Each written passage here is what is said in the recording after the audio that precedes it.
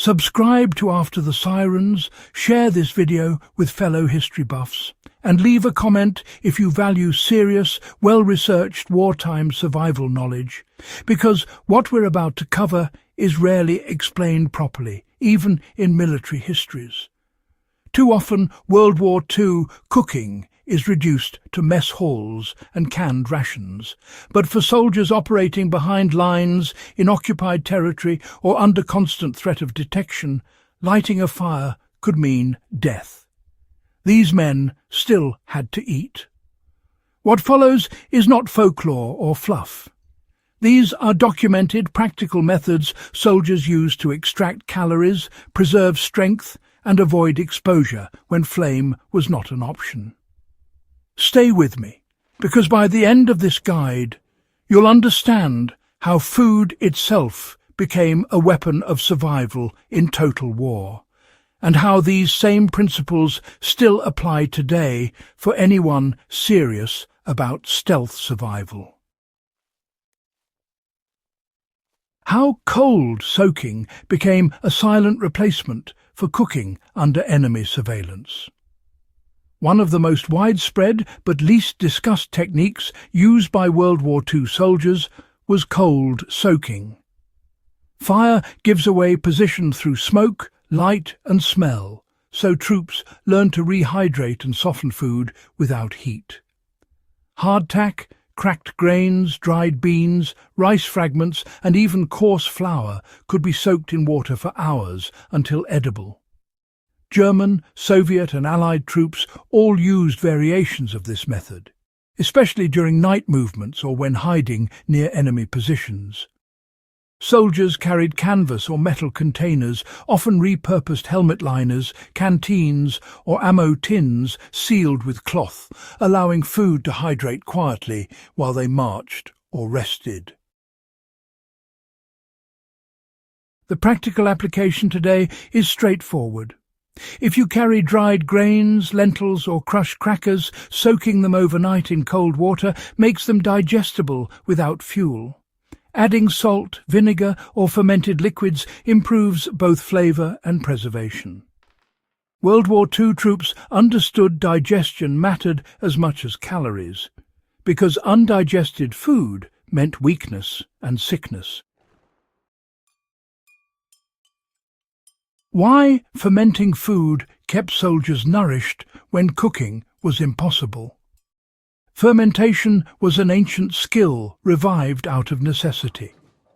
Soldiers in Eastern Europe and the Balkans frequently relied on fermented vegetables, grains and dairy because they required no heat and could be prepared in advance. Sauerkraut, sour rye mash and cultured milk products were carried or cached, providing calories, probiotics and vitamins. Fermentation also masked food odours, a crucial advantage when hiding from patrols or dogs. From a survival standpoint, fermentation is, well, honestly, one of the most powerful no-fire cooking methods. A modern equivalent would be fermenting shredded vegetables with salt in a sealed container.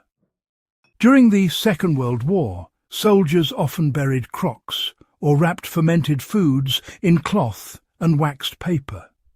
This method provided stable nutrition even in freezing or wet conditions where fire was, simply impossible. Now, let's talk about how fat and oil were used as raw calorie boosters without heat.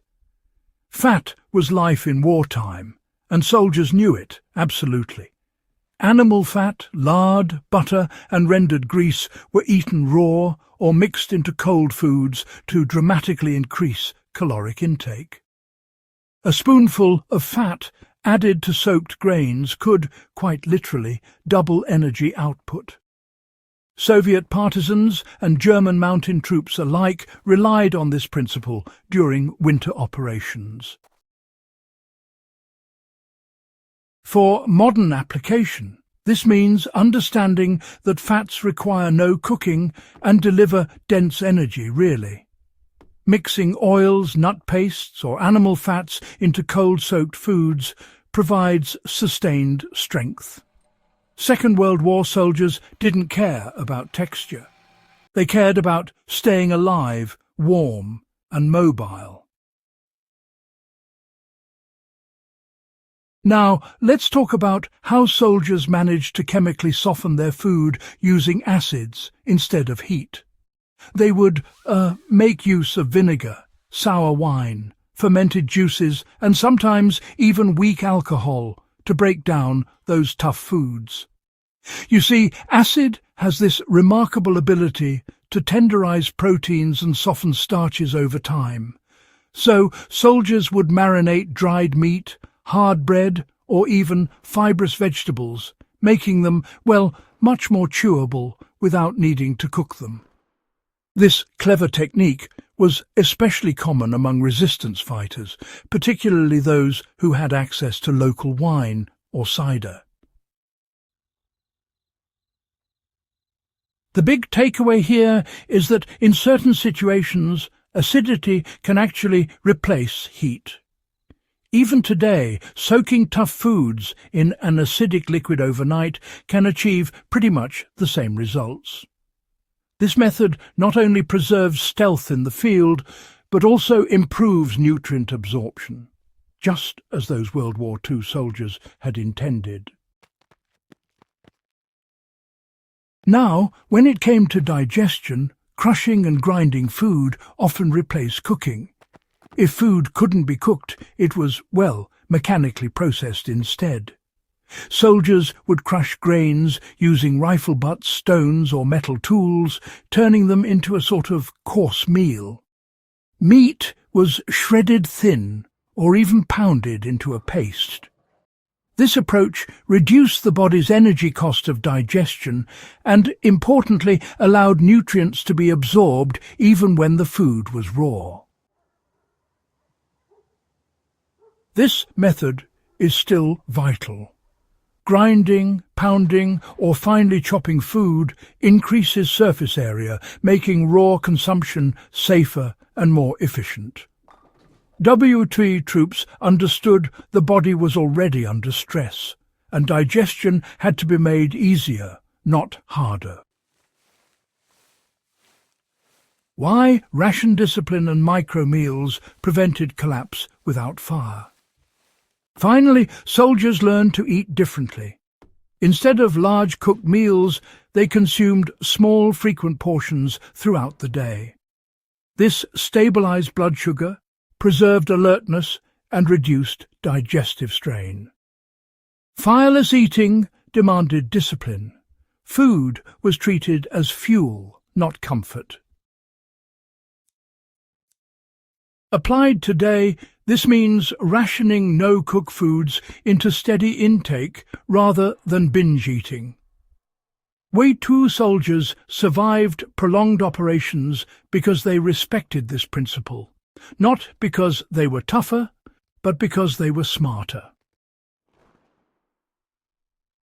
Subscribe to After the Sirens.